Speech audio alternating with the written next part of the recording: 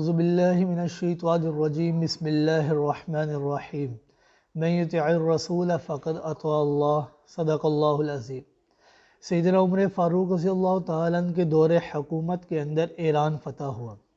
اس دور کے اندر ایران یہ تہذیب اور ترقی اور تمدن کے لحاظ سے بہت عروج پر تھا۔ ایک موقع پر شاہ ایران نے مسلمانوں کے ساتھ مذاکرات کرنے کے لیے ان کو اپنے پاس دعوت بھیجی۔ سیدنا حذیفہ بن یمان رضی اللہ تعالیٰ عنہ مذاکرات کرنے کے لیے ان کے پاس تشریف لے جاتے ہیں۔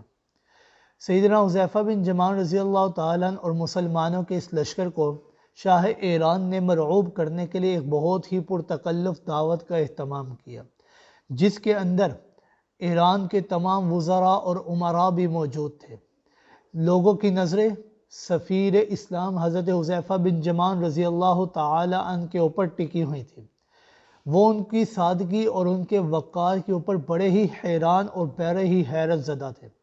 اللہ کا کرنا ایسا تھا کہ کھانا کھاتے ہوئے ان کے ہاتھ سے کھانے کا کچھ حصہ زمین پر گر جاتا ہے۔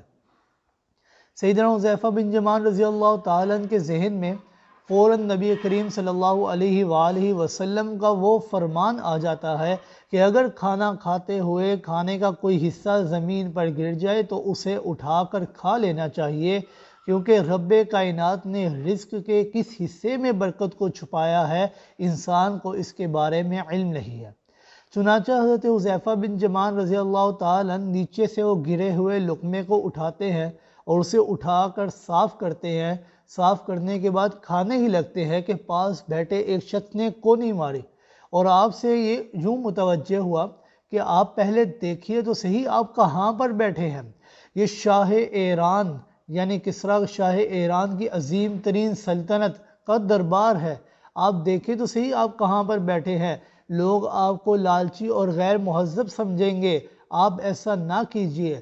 سیدنا حذیفہ بن یمان رضی اللہ تعالیٰ عنہ کی غیرت اور حمیت اور محبت رسول کا سچا جذبہ تو دیکھیے کہ فوراً پکار اٹھے، اترک سنت حبیبی بہؤلاء الحمقاء، کیا میں ان بے وقوفوں کی خاطر اپنے حبیب کی سنت کو ترک کر دوں؟